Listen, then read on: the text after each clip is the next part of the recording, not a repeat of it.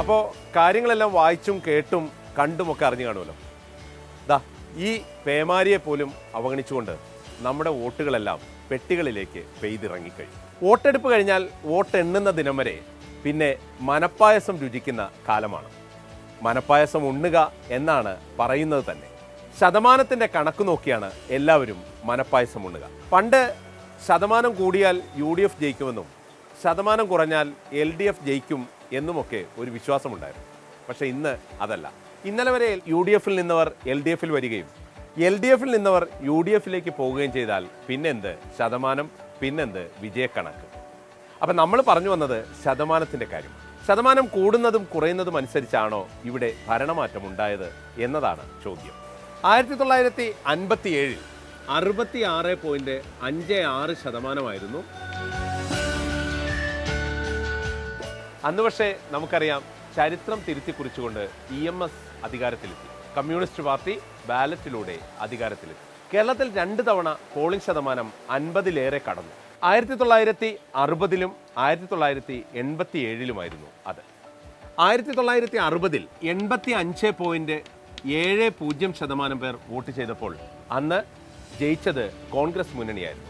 അന്ന് നമുക്കറിയാം, വിമോചന സമരമൊക്കെ കഴിഞ്ഞ് കോൺഗ്രസും PSPയും മുസ്ലിം ലീഗും ചേർന്ന മുക്കൂട്ട് മുന്നണിയാണ് തിരഞ്ഞെടുപ്പിനെ നേരിട്ടത്. മുന്നണി വൻ ഭൂരിപക്ഷത്തോടുകൂടി അധികാരത്തിലെത്തി. പിന്നീട് ഭൂരിപക്ഷം 1987-ൽ 80.53% പേർ വോട്ട് ചെയ്തു. അന്ന് പക്ഷേ ഭരണത്തിലെത്തിയത് എല്ലാ കണക്കൂട്ടലുകളും തെറ്റിച്ചുകൊണ്ട് ഇടതുമുന്നണിയായിരുന്നു.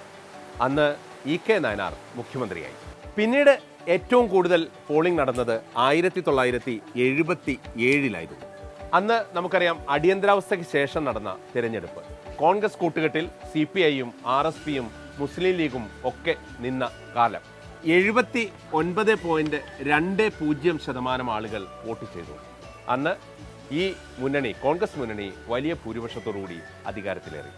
കണക്കുകൾ അങ്ങനെയൊക്കെ ഇരിക്കെ 2011-ൽ 75.12% ആളുകൾ വോട്ട് ചെയ്തപ്പോൾ ഉമ്മൻചാണ്ടിയാണ് ഭരണത്തിലേറിയത്. എന്നാൽ 1967-ൽ 75.67% പേർ വോട്ട് ചെയ്തപ്പോൾ ഭരിച്ചത് EMS ആയിരുന്നു. ശതമാനത്തിൻ്റെ കണക്കും കാര്യവുമൊക്കെ അങ്ങനെ ഇരിക്കട്ടെ, പക്ഷേ മനപ്പായസം ഉണ്ണുന്നതിൻ്റെ ഒരു രുചി അത് കഴിച്ചു നോക്കിയവനെ അറിയൂ എന്നല്ലേ.